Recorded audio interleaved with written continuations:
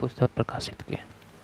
यहाँ पे एक नोट दिया गया है जिसमें कि भारत का गजेटियर 5-2 के पेज 564 के अनुसार अनुशीलन समिति की स्थापना 1906 ईस्वी में बारिंद्र कुमार घोष ने किया था।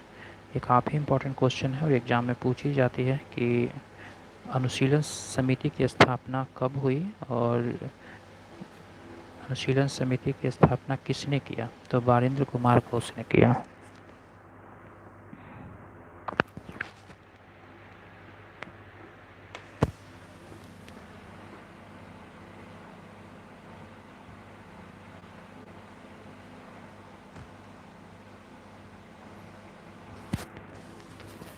माँ भवानी नामक अपनी पहली पुस्तक प्रकाशित की जिसमें कहा गया था कि क्रांतिकारी राजनीतिक सन्यासी का जीवन तब तक बिताएं जब तक स्वाधीनता प्राप्त न हो।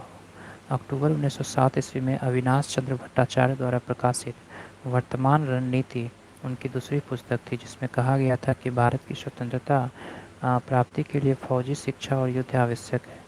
इसके लिए छापामार युद्ध अपनाने के लिए कहा गया और अनुशीलन समिति ने हेमचंद्र दास कानूनगो को पेरिस भेजा जिसने रूसी क्रांतिकारी निकोलस सन फ्रांसिस्को से बम बनाने के लिए सीखा। बारिंद्र कुमार घोष, भूपेंद्र नाथ दत्त एवं अविनाश चंद्र भट्टाचार्य ने 1906 ईस्वी में युगांतर नामक साप्ताहिक पत्रिका प्रकाशित किया। युगांतर के प्रथम संपादक भूपेंद्र नाथ दत्त को 1907 ईस्वी में 1 वर्ष की कड़ी सजा दी गई। 1908 ईस्वी में यह पत्र बंद कर दिया गया।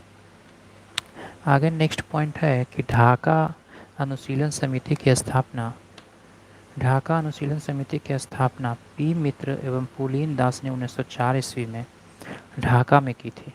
ढाका में इसकी लगभग 500 शाखाएं थीं। 11 दिसंबर 1908 ईस्वी को अनुशीलन समिति गैर कानूनी घोषित कर दिया गया। प्रफुल्ल चाकी और खुदीराम बोस ने 30 अप्रैल 1908 ईस्वी को मुजफ्फरपुर के जज किंग्सफोर्ड की हत्या का प्रयत्न किया।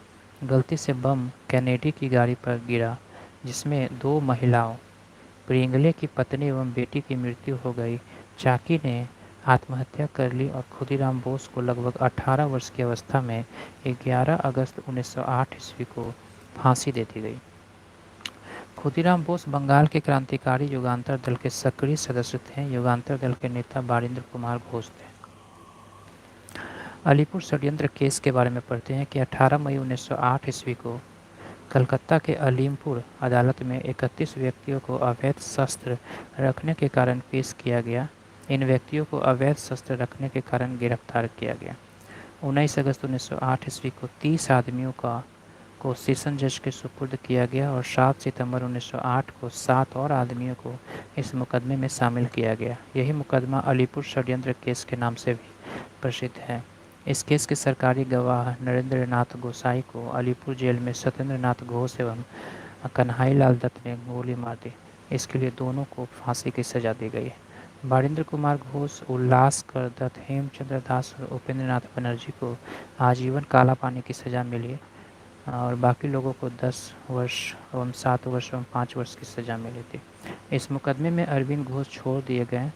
तब इन्होंने क्रांतिकारी क्रियाकलापों से अलग होकर पौंडीचेरी में अपना आश्रम औरेविले में स्थापित किया।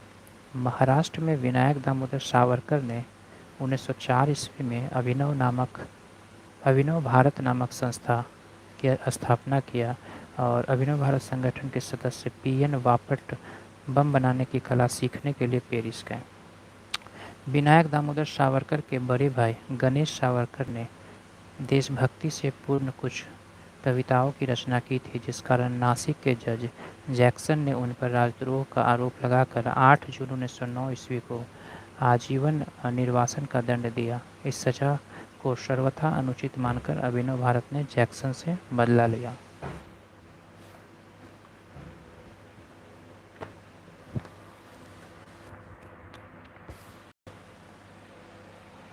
बदला लेने का विचार किया और जैक्सन के विदाई समारोह में 21 दिसंबर 1909 ईस्वी की रात को एक नाटक खेला जा रहा था। जो ही जैक्सन इसे देखने के लिए फाटक पर पहुंचा, अनंत लक्ष्मण कन्हारे ने उसे गोली मार दी। जैक्सन की हत्या के अभियोग में अनंत लक्ष्मण कन्हारे, कृष्णजी गोपाल कर्वे एवं विनायक नारायण देशपांडे को 19 अप्रैल 1911 को फांसी दे दी गई।